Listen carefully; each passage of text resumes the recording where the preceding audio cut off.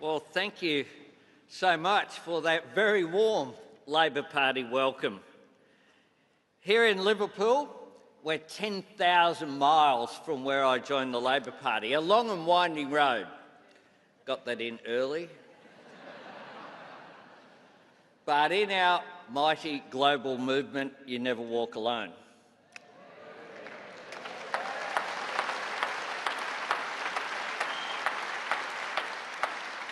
And just for balance, a shout out to all the evidence supporters out there as well. And thank you to my friend Keir for the Arsenal jumper. Yes, look after it. Number 31 on the back that I received on Friday. Thank you to my mate and your leader, Prime Minister Keir Starmer.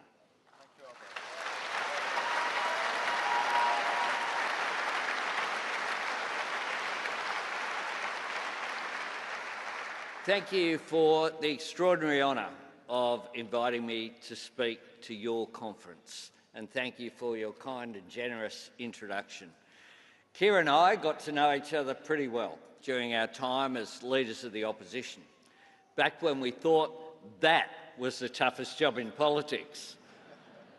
In opposition, I was always grateful for the chance to share ideas and compare notes. In government, I value the opportunities we have to work together and get results.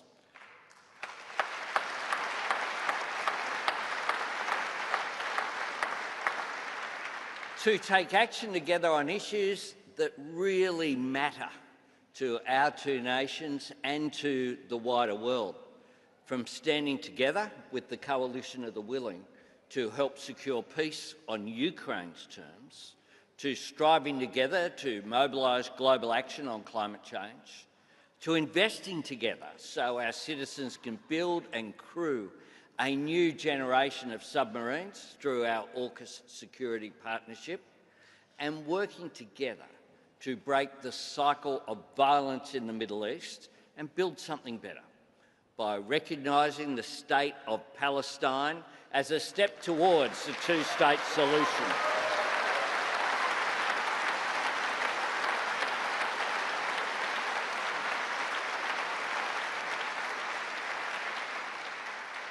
We want to see, and we understand, that is so essential for Israelis and Palestinians to be able to live in lasting and secure peace.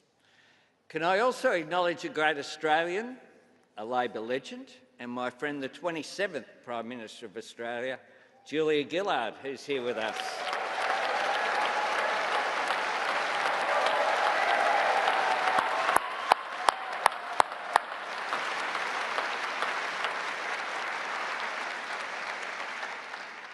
Friends, none of us who join the Labor movement, whether in Australia or here in the UK, do so in search of an easy life.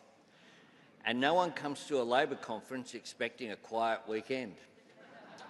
Our conferences are big, diverse and passionate family gatherings. And like any family, when we all get together, occasionally we have our differences. Commentators sometimes fixate on those. But the debates that we hold here are not just healthy, they're essential. They are a sign of life. The energy and enthusiasm of our rank and file members has always been the beating heart of our movement. As parliamentarians, we stand on your shoulders. And as parties, we draw our strength from solidarity of values, not uniformity of thought. That's what all of us who belong to the Labor movement understand. The reason passions run high at our conferences is because we really care, because the stakes are really high, because what happens here really matters, because our conferences are about what we want for our respective countries. We deal with real issues, grounded in the real lives and aspirations of the people that we seek to serve. And just like Liverpool itself, this great city of creativity, invention and reinvention, our conference has always been a place for us to define our mission and renew our purpose. That is how we have endured and evolved, by having the courage to test ourselves, to demand more of each other, and by demonstrating to a new generation that we are alive to the challenges they face and engaged in the work of solutions. That's what both our nations did after the Second World War, when Clement Attlee and Ben Chifley and their Labor governments worked to build societies worthy of those who fought to defend the world from fascism and tyranny, by opening the doors of opportunity through education, by creating secure, well-paid jobs in manufacturing, by treating housing as not only the need but the right of every citizen, by making medicine affordable for all through Australia's world-leading pharmaceutical benefits scheme, and with the launch of that great pioneering endeavour in universal health care, the National Health Service. A promise that still binds, defines and drives both our Labor governments, that no matter where you live or how much you earn, you should be able to access and afford the health care you need.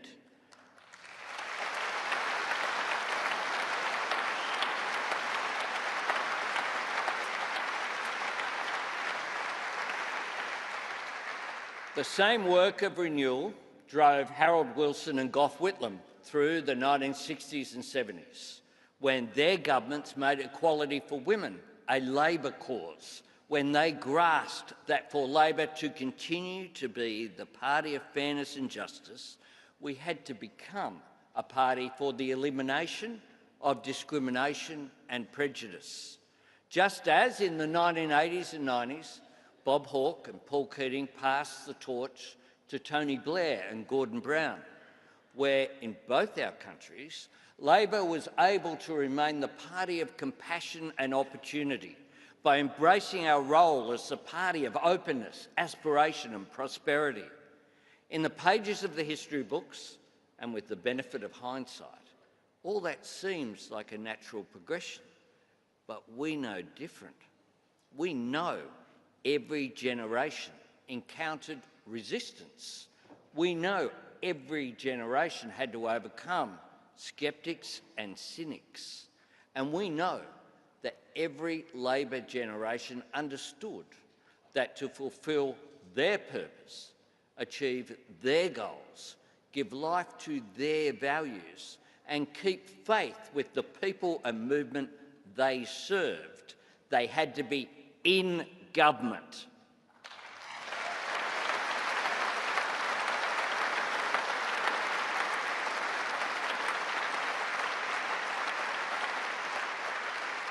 Government is where you get things done. The Labor mission has never been a theoretical exercise or just a rhetorical one. Our work is measured in deeds, and it depends on delivery, on change our citizens can see, tangible, practical outcomes that make a positive difference to people's lives. This is where all of you here in the UK had the most valuable resource for any Labor government, the asset every progressive leader in every positive and ambitious government wishes they had more of: time.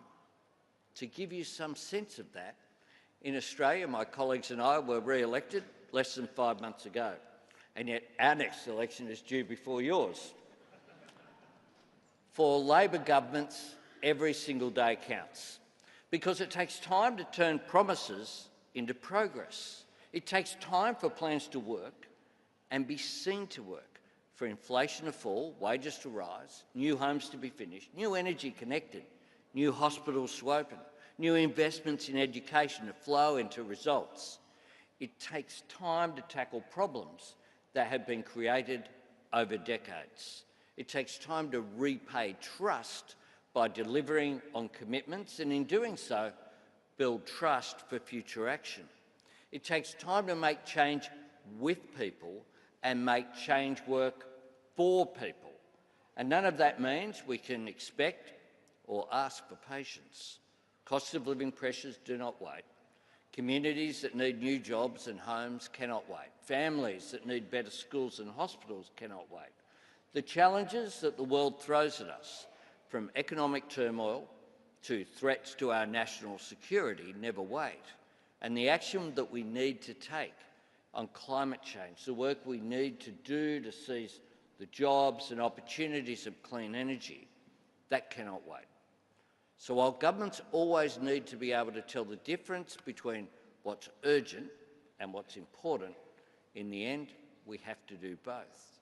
To take immediate action in a way that anticipates and creates future opportunities, to navigate stormy seas while always keeping our eyes on the horizon, and to bring both optimism and urgency to the work of delivery, to acknowledge the pressures that people are under, explain the causes and take action to help, to make it clear that while we cannot always predict or control the challenges we will face, we can determine how we will respond. In Australia, our election came against the backdrop of the worst global inflation since the 1980s and the biggest international energy crisis since the 1970s.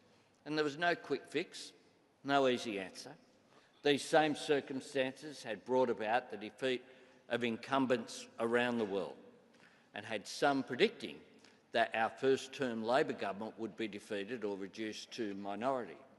But one of the reasons we won re-election and indeed were able to increase our majority is because in difficult times we offered people real hope. We didn't pretend that we had solved every problem in just 3 years, but we could point to an economy that was turning the corner. Inflation down, wages up, unemployment low, and interest rates starting to fall. And we offered a second-term agenda that built on the patient and disciplined work we had done in our first term. A positive plan to cut taxes, boost wages, build homes, and make it easier to see a doctor for free. That is the work we are focused on delivering now. That's the essential task of every Labor government, to apply our timeless Labor values to the challenges of our time. And friends, in 2025, our values and purpose and effort are needed more than ever before. In an era where artificial intelligence is transforming our economies, we must stand up for secure jobs and fair wages. We must show our citizens that what Harold Wilson called the white heat of technology can forge new opportunities for working people. At a time where young people feel the housing market is beyond their reach, we must build the new homes and create the economic opportunity that revives the dream of home ownership.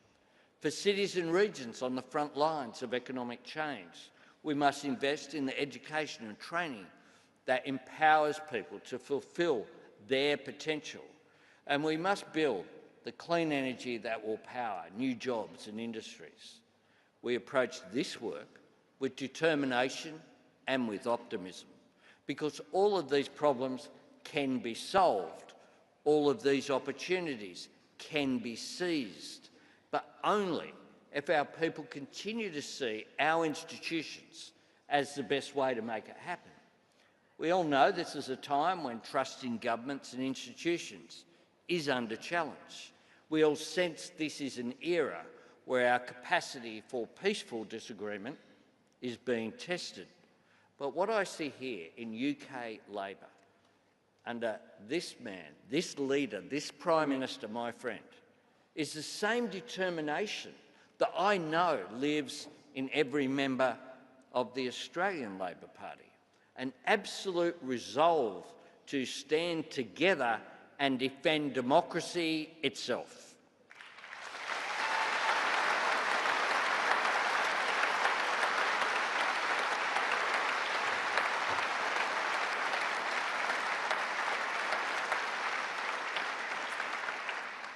Friends, this is where one of the oldest choices that both our parties made remains one of the most important. In Australia and here in the United Kingdom, the trade union movement chose to advance the rights of working people, not just in workplaces, but by forming a political party. In Australia and the UK, Labor, as a movement, chose democracy. We chose Parliament and progress over protest. We chose to be both a movement for change and a party of government. We chose to make ourselves part of a system where our political fortunes rise and fall on the power of ideas and the judgment of our citizens. We set ourselves the task of winning people's trust and proving worthy of it. And make no mistake, when we chose democracy, we chose the hard road, because building to last takes time. Delivering change is more difficult than just demanding it. Working within the system is tougher than railing against it. And creating solutions requires more of us than just shouting slogans. In a democracy, being a party of government means grappling with uncertainty and complexity.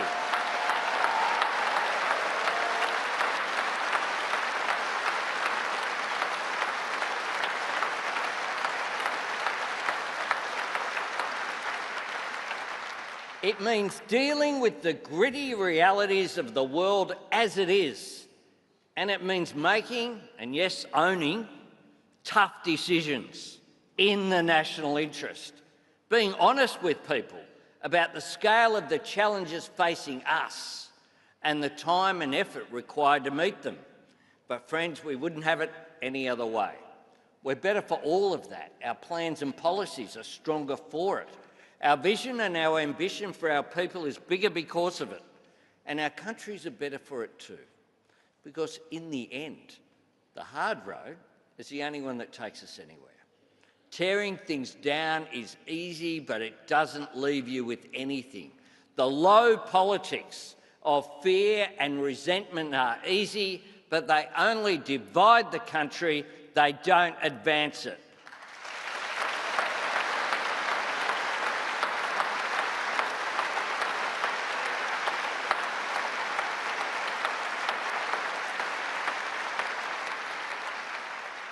The things worth doing are hard, and things worth doing are worth fighting for. Friends, democracy was a defining choice that both our parties made. I want to finish with an old truth that both our movements know, a message that the men and women of the trade union movement carried on their banners more than a century ago. Unity of Labor is the hope of the world. That has always been Labor at our best. Unity of party and unity of purpose.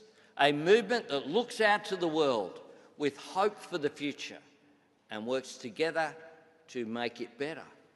Unity of Labor reflects the power of solidarity to drive change. And it reflects the responsibility of Labor to promote unity, to foster cooperation and understanding in the world, and to build cohesion, respect and harmony at home.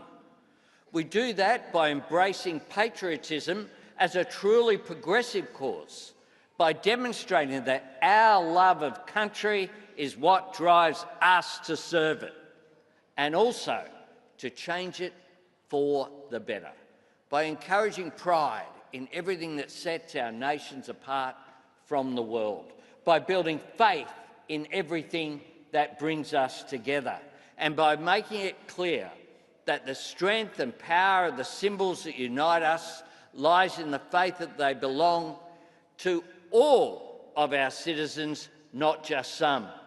Because in both our nations,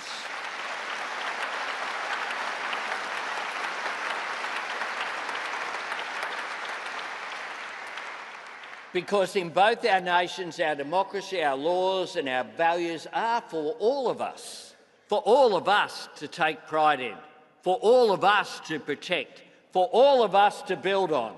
Unity of Labor is the hope of the world, and in that spirit of hope, unity and solidarity, I wish you all the very best for an absolutely fantastic conference. Thank you for having me.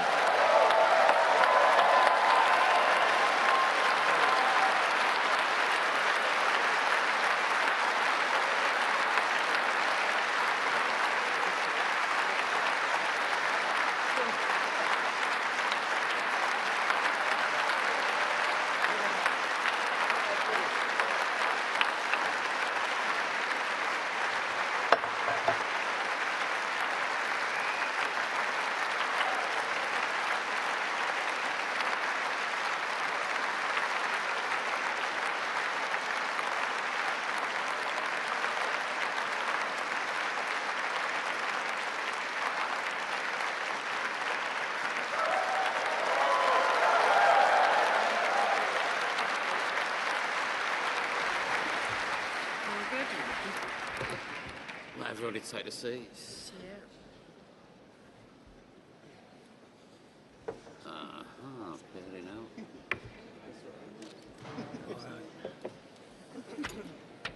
Okay, everybody, I'll just let everybody get settled and then we'll get started again. Settling could take a while. I'm all right. I've bended it a bit.